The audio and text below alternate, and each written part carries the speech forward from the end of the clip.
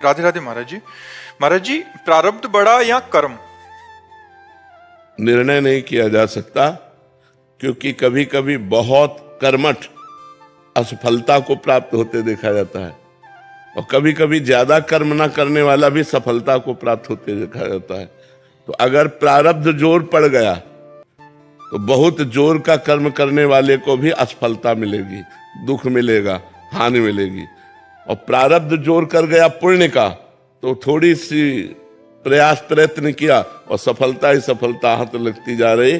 तो निर्णय नहीं किया जा सकता कि प्रारब्ध बड़ा कि पुरुषार्थ बड़ा, ये निर्णय साफ साफ नहीं हो सकता, क्योंकि पता नहीं आपका पूर्व का प्रारब्ध कैसा है। तो कभी कभी प्रारब्ध जोर होता है तो पुरुषार्थ को गिरा देता है, और कभी कभी प्रारब्ध कमजोर होता है तो पुरुषार्थ निकल जाता है। दोनों में ये नहीं कहा जा सकता कि श्रेष्ठ कौन है। समझ पा रहे हैं आप? हर्ष कुमार जी, हैदराबाद से। जय जय श्री हरिवंश महाराज जी। महाराज जी, गुरुदेव की कृपा से समझ आया कि मुझ में जो ये गंदा अहंकार है कि मैं सुख भोगूं, ये गंदा अहम ही बार बार मुझे इष्ट गुरु से अलग करता है। मैं आपकी कृपा से कोशिश करता हूं कि ये अहम इस भाव में बदल जाए कि गुरुदेव को और श्री जी को कैसे सुख पहुंचाऊं। लेकिन जब मैं अपनी दिनचर्या में क्रिया करता हूं तो मुझे समझ नहीं आता कि मेरे अहम के सुख के लिए है जो मैं कर रहा हूं या श्री जी के सुख के लिए। नहीं, शास्त्र आज्ञा और गुरु आज्ञा के लिए है। किसका है प्रश्न? शास्त्र आज्ञा और गुरु आज्ञा के अंतर्गत है, तो उसे हम का सुख नहीं कहते। वो हम आज्ञा पालन कर रहे हैं, अपने कर्तव्य का पालन कर रहे हैं। और जब शास्त्र और गुरु आज्ञा के विपरीत, तो फिर वो अहम का है। इसीलिए आयस लिए चले निज दासी, मन क्रम वचन त्रिशुद्ध सकल मत, हमसे ही हरिवंश उपासी। आज्ञा के अंतर्गत होना चाहिए। शास्त्र आज्ञा सदगुरु आज्ञा के अंतर्गत जीवन है, तो उसे अहम में जीवन नहीं कहते।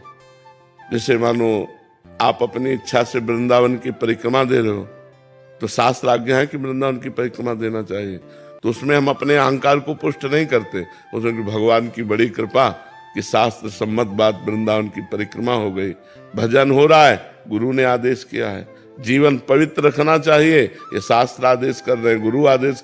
इसमें अहंकार की गुंजाइश ही नहीं है। ये तो हम आज्ञा का पालन कर रहे हैं। अहंकार की गुंजाइश तब होती है जब हम संत और शास्त्र गुरु आज्ञा के विपरीत चलते हैं, तब अहंकार बढ़ता है। ऐसे अहंकार नष्ट होता है। जब हम आज्ञा में चलते हैं तो अहंकार नष्ट हो जाता है। तिनकी संगति रहत जाति कुल मद सब नंसई, संतत सेवक सदा भजत जे श्री हरिवंश। जो प्रिया प्रीतम का भजन कर रहे हैं, उनकी बात मानने से, उनका संग करने से अहंकार गलित हो जाता है, नष्ट हो जाता है, जो जन्म मरण का हेतु है। संस्कृति मूल शूल प्रदनाना, सकल शोक दायक अभिमाना, ताते करें कृपा निधि दूरी, सेवक पर ममता अति भूरी। जो गुरु आज्ञा में शास्त्र आज्ञा में चलता है उसका अहंकार नष्ट हो जाता है, जो मनमानी चलता है उसका अहंकार पुष्ट हो जाता है, और अहंकार पुष्ट होने पर दुर्गति होती है, और अहंकार नष्ट होने पर भगवत प्राप्ति होती है। राजेश बंसल जी, पंचकुला से। राधे राधे महाराज जी। महाराज जी, पिछले 6 महीने से YouTube के माध्यम से आपसे जुड़ा हूँ। 4 महीने से मैंने शराब पीना छोड़ दिया है, परंतु बीच बीच में कभी कभी मन महाराज जी बहुत पर ना पीना।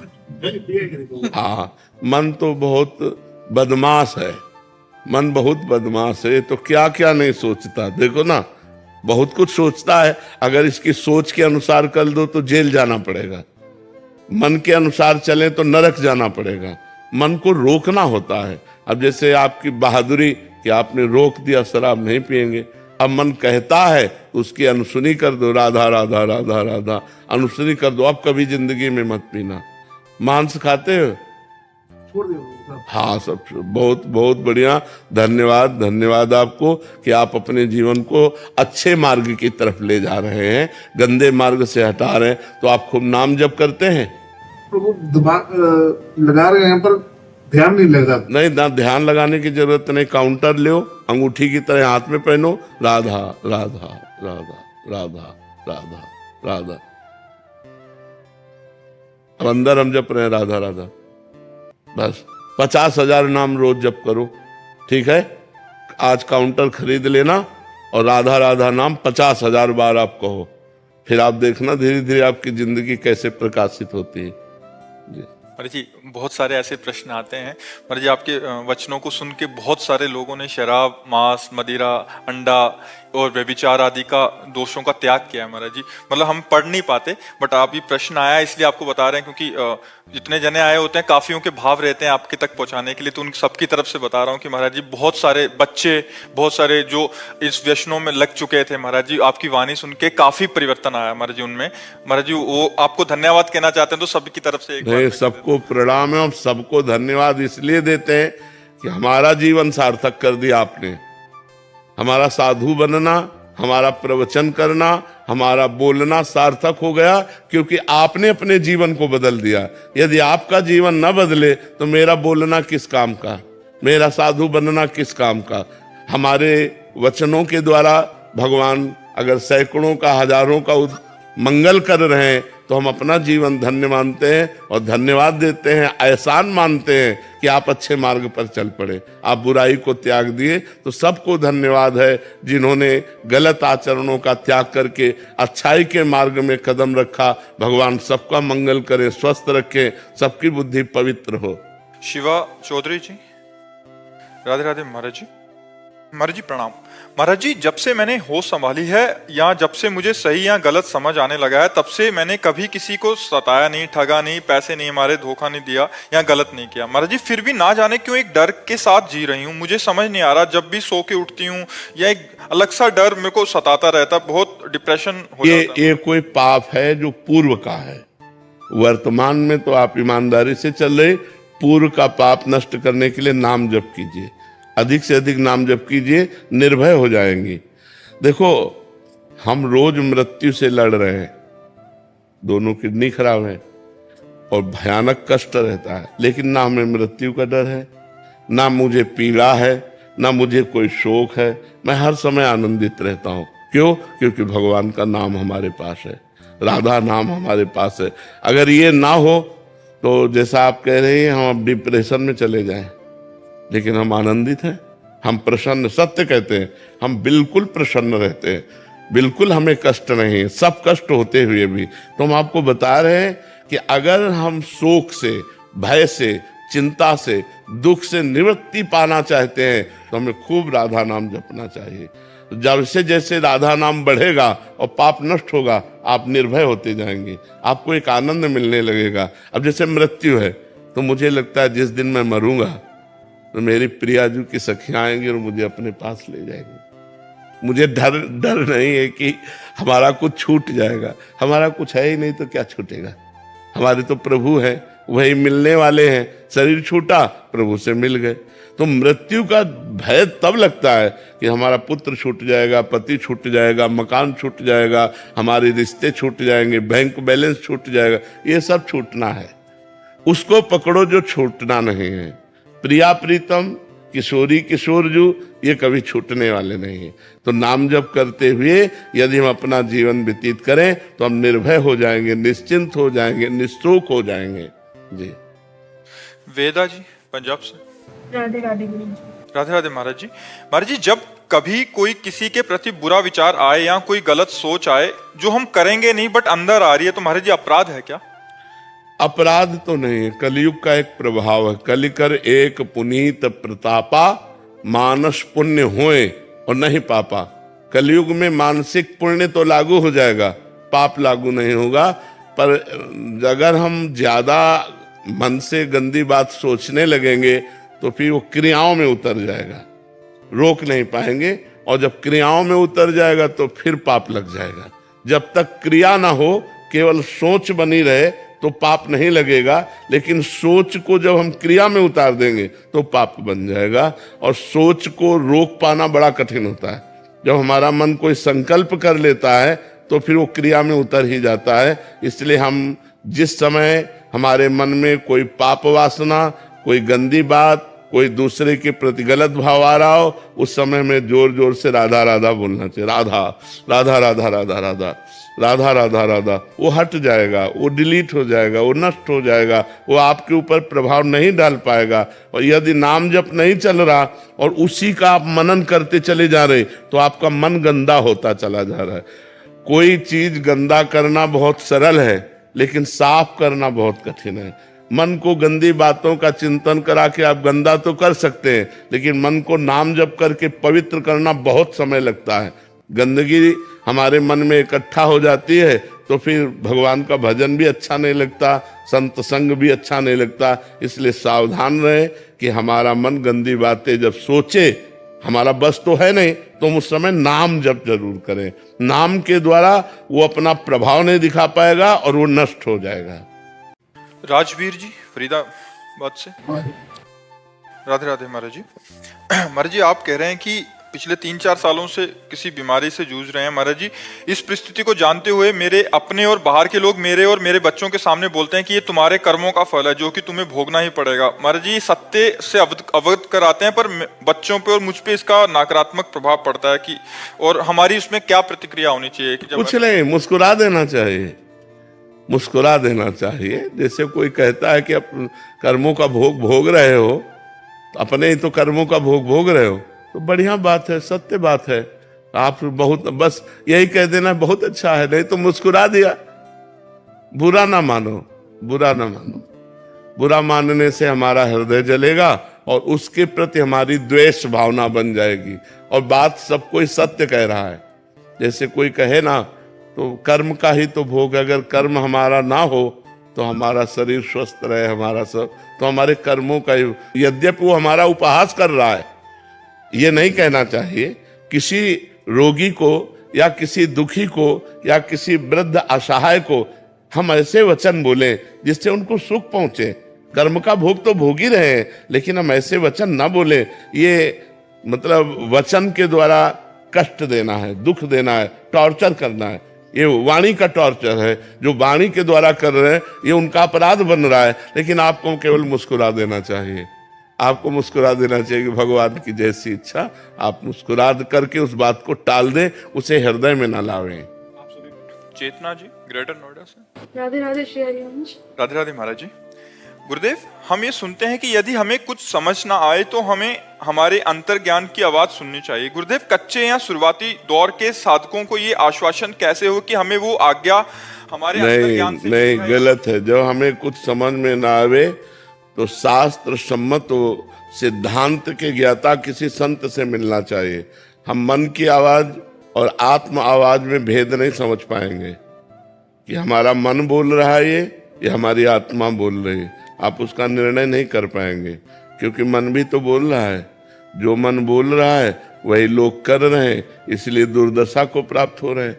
मन क्या भी बोल सकता है, मन गलत भी बोल सकता है। तो हमारी जो आत्मा की आवाज होती है, उसको सुनने के लिए अध्यात्म साधना चाहिए। साधारण व्यक्ति के अंदर जब वो उठती है तो उसे अनसुनी करके वो मन की आवाज को सुनता है, वो आत्मा की आवाज को। अगर आत्मा की आवाज सुनने लगे तो सब संत बन जाए, अंदर से सब महात्मा हो जाए। लेकिन उस आत्मा आवाज को, उस गुरुदेव की बात को, उस भगवान की बात को हम ठुकरा देते हैं। ऐसे वो स्फुरित होती बहुत धीमे। ये गलत है, नहीं करना चाहिए। बस इसके बाद मन अपना राज्य उसके ऊपर साबित कर देता है, नहीं ये कुछ नहीं होगा।